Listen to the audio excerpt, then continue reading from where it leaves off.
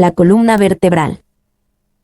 Generalidades. La columna vertebral es una pila de 33 huesos llamados vértebras que se mantiene juntos, gracias a ligamentos y músculos con discos de fibrocartílago conector, principalmente agua y proteína, entre las vértebras.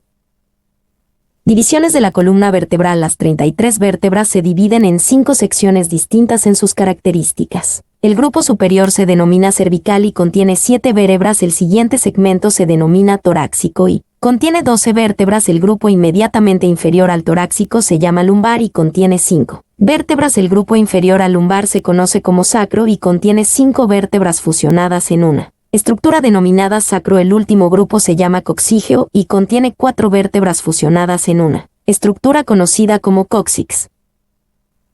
Curvaturas de la columna vertebral. La vista lateral de la columna vertebral revela 4 curvaturas. 2 curvaturas anteriores, convexas, en región cervical y lumbar denominadas lordosis. 2 curvaturas posteriores, cóncavas, en la región torácica y sacrococcígea denominadas sifosis. Estas curvaturas pueden incrementar o decrecer si se cambia la posición del centro de gravedad, como en la gestación, el aumento de peso, la pérdida de peso o el trauma. Esto se da como un intento del cerebro por mantenerse por encima del centro de gravedad. Hipercurvaturas. Un sobredesarrollo o infradesarrollo de la musculatura de cualquier lado de la columna vertebral. Deformidades estructurales u otras causas pueden resultar en curvaturas excesivas de la columna vertebral. Las 3 más conocidas son hipersifosis, una excesiva curvatura posterior de la columna torácica; hiperlordosis, una excesiva curvatura anterior de la columna lumbar; escoliosis, una excesiva curvatura lateral de la columna vertebral, usualmente en región torácica y más esporádicamente y en menor grado en región cervical y lumbar. Huesos de la columna vertebral. Todas las vértebras tienen un cuerpo, 2 procesos transversos laterales, un proceso espinoso y un foramen vertebral. Adicionalmente, cada vértebra tiene facetas articulares superiores e inferiores al final de los procesos articulares, superiores e inferiores respectivamente, que permiten la articulación con las demás vértebras arriba y abajo. Vértebra tipo. Una vértebra tiene 2 partes principales: cuerpo vertebral por delante y arco posterior por detrás. El cuerpo vertebral es la parte más gruesa. 1. El arco posterior tiene forma de herradura. 2. En el arco se sitúan los macizos de las apófisis articulares. 3 y 4. La parte anterior del arco constituyen los pedículos. 8 y 9. La posterior, las láminas. 10 y 11.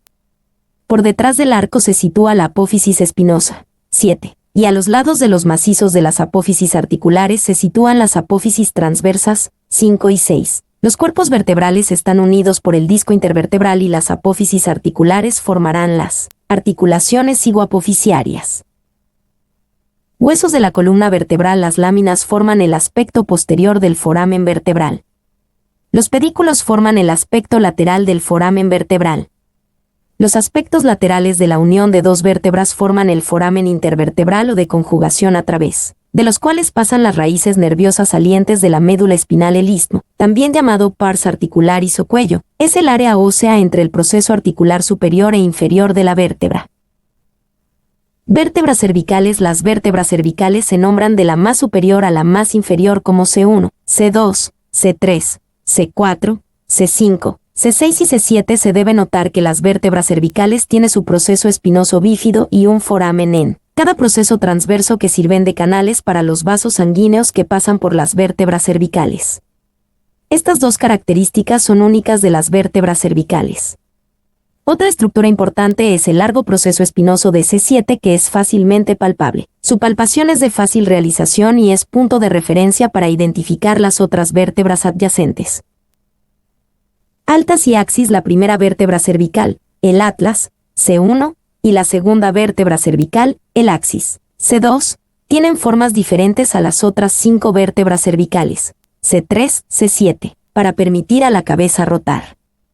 El atlas no tiene un cuerpo significativo, pero tiene 2 largas facetas articulares que proveen una superficie, donde el cráneo y la vértebra se articulan. El atlas se desliza sobre el axis y descansa encima de las 2 grandes superficies articulares superiores del axis, entre las cuales se encuentra un gran proceso óseo del cuerpo del axis conocido como diente o proceso odontoides.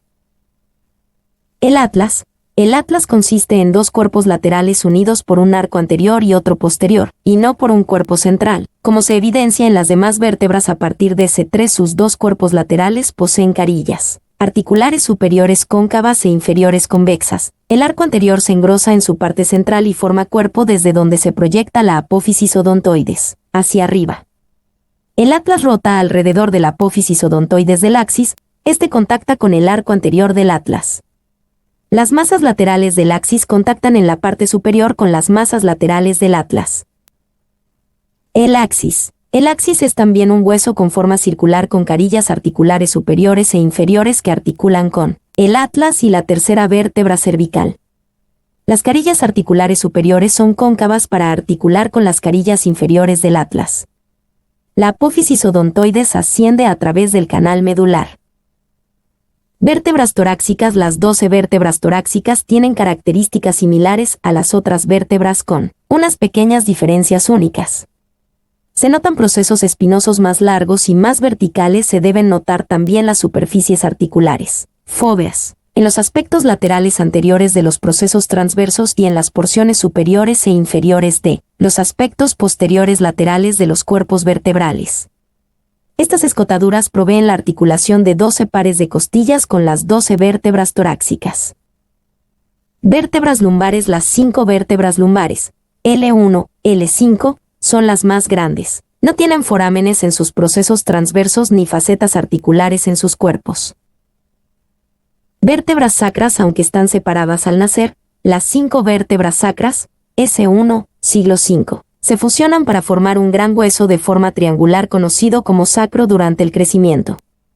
Las dos grandes superficies articulares que se forman en los aspectos laterales del sacro es donde la columna vertebral se articula con los huesos de la pelvis. Vértebras coxígeas. Las 4 vértebras finales, como el sacro, están separadas al nacer y se fusionan a través del proceso de crecimiento y se conocen como cóccix.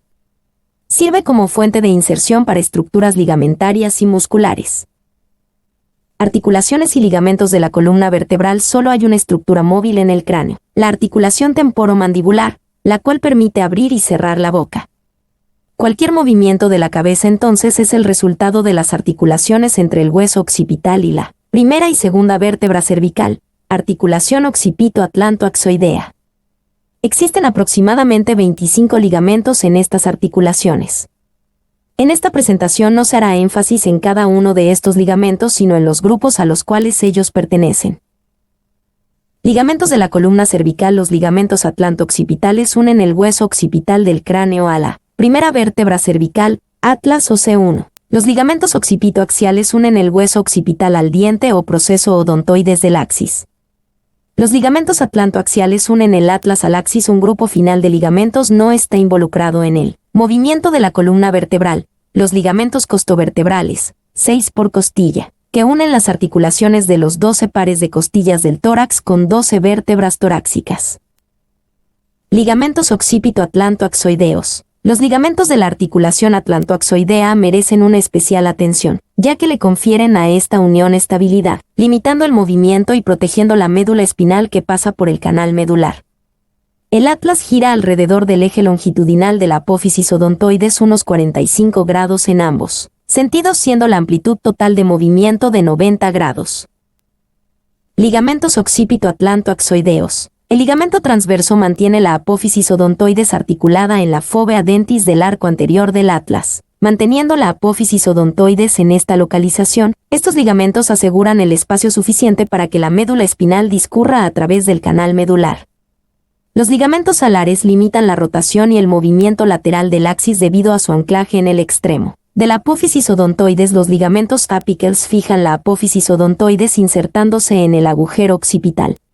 Mención especial: ligamento transverso. El ligamento transverso discurre desde un proceso transverso del atlas, cruzando el foramen vertebral al otro proceso transverso del atlas, sosteniendo el diente o proceso odontoides del axis en su lugar. La falla de este ligamento para contener el movimiento del diente puede causar irreparables daños a las estructuras que pasan por el foramen vertebral a esta altura. Muchos autores llaman a este ligamento el ligamento del verdugo, porque es el que evita que una persona colgada caiga en la horca. El diente trata de romper ligamento lesionando conectores nerviosos que controlan el corazón y pulmones. Ligamento cruciforme de la articulación atlantodontoidea. En la línea media, el ligamento transverso se cruza con fibras longitudinales formando una cruz. La parte vertical se une al hueso occipital y a la parte posterior del cuerpo del axis, conectando así las dos primeras vértebras cervicales. Este ligamento limita el deslizamiento anterior y posterior y algunos movimientos laterales. Ligamentos atlontoaxoideos accesorios. Limitan la rotación del atlas sobre el axis debido a sus inserciones a la altura de los cuerpos vertebrales. Estos dos ligamentos parten desde la cara medial de los cuerpos vertebrales del atlas hasta converger en la parte posterior inferior de la apófisis odontoides. La lesión o rotura de uno de estos ligamentos permitiría la rotación en una sola dirección y la altura en la dirección opuesta. Otros ligamentos desde la parte más superior a la más inferior de la columna vertebral. Existen un número de ligamentos que juegan un rol principal en el movimiento de las articulaciones entre las vértebras.